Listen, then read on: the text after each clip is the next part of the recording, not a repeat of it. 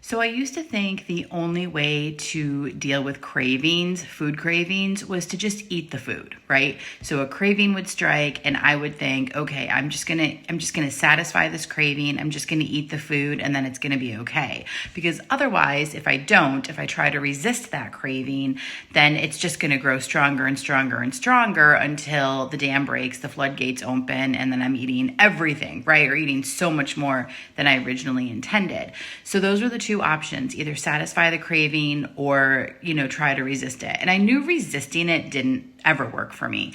So I would give into it. And I would really think nothing of it. I'd be like, oh, I'm craving this again. Okay, might as well have it. Otherwise, it's going to get 10 times worse.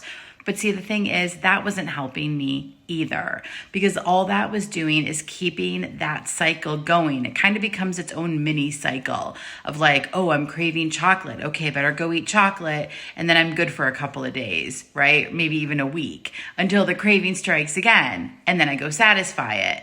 And then again and again and again. And it just becomes repetitive. Here's the deal. That was just a Band-Aid solution. So that was just a Band-Aid solution, because it never helped me get to the root of why that craving kept coming in the first place. And that's the information that we want to get. That's the knowledge right there. That's the wisdom, is understanding why that craving keeps coming, what we're looking for in that particular food. So what we're looking to distract from, or what feeling we're looking to get from that food.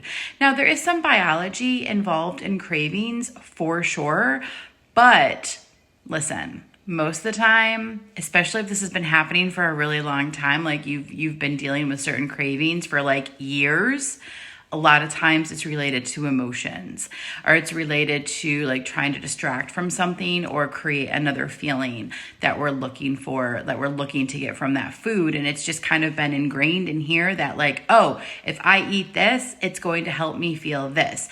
And it's like not even really on a fully conscious level. It's just something that's been repeated over and over and over again. So if you're curious to just overcome, listen, here, let me just say this, okay? If you're happy just giving into that craving every time, do you, right? Like you got to do you and whatever works for you. For me, that was getting in the way of my goals. It was getting in the way of my weight loss goals. It was getting in the way of me feeling better, because every time I ate that food that I was craving, I felt like crap. So if this is getting in the way of you wanting to feel better and do better and whatever, then it might be helpful to take a look at that craving and get a better understanding as to why it keeps coming.